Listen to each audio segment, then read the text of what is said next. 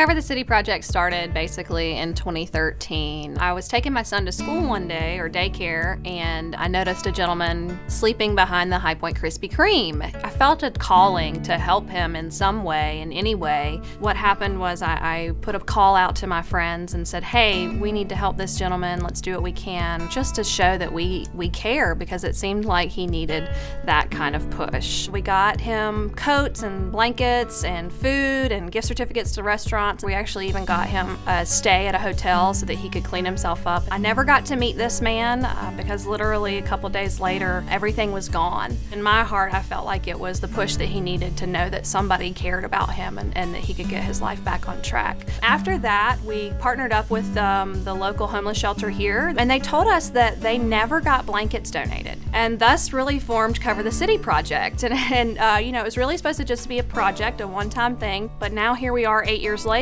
and it is a blessing.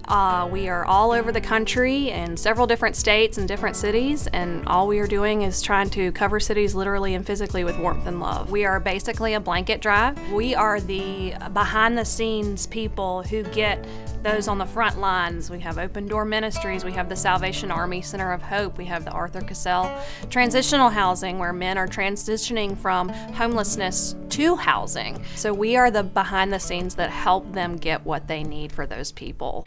When the men come in here, they are coming in off the street. So a lot of them come in with nothing but what they have on their back. They've been outside, they've been sleeping on the street. To have something of their own is really important to them.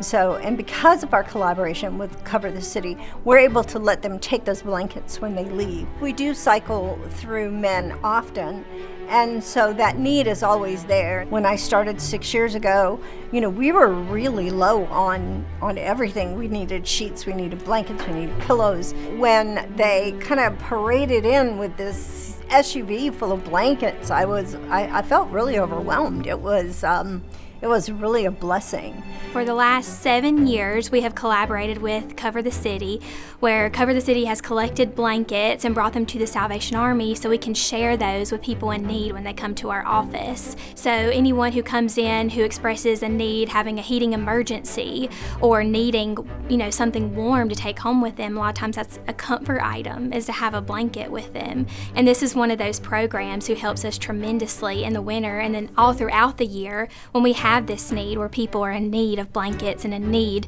of that comfort item. And we're just so glad that we have this partnership that we can provide that for them together, because we have to work together.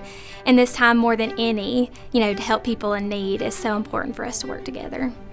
We have great partnerships with churches. First Baptist Church here in High Point is a really great partner with us. We house our offices here, and our storage facilities are here. A Cleaner World has been a large partner of ours, and what they do for us is they clean all of the blankets that we collect. So they have been a huge partner of us, our drop-off location throughout the entire triad, and that is something that's very important in this time to make sure that everyone is safe. The people who are donating are safe, and the people who are receiving are safe. Bombas has a buy one, give one partnership. It was about a 6-month process, but we became the partner here in the triad to where they donate socks to us every year.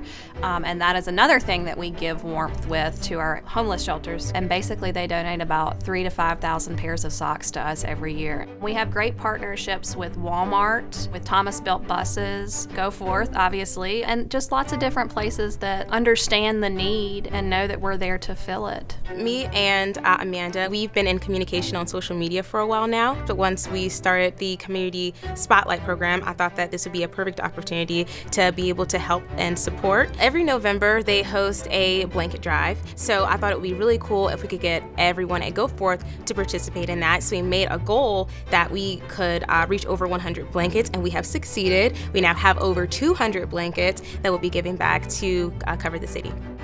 It really warms my heart. I had a privileged life. I never wanted for anything when I was younger. My parents worked very hard to give me and my family the things that we needed, and we always gave back.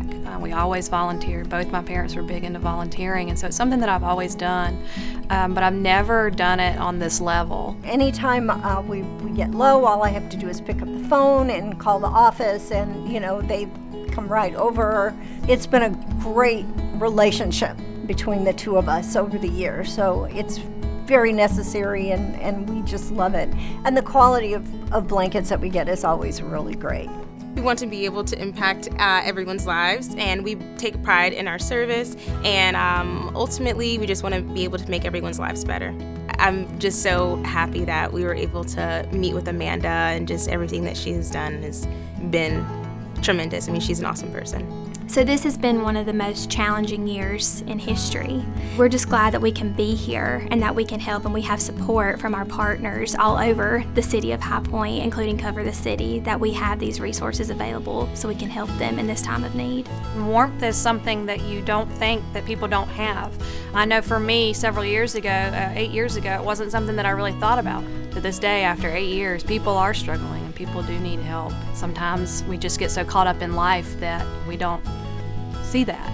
It's really humbling to be able to be a part of something like this, and then to watch others be a part of it as well.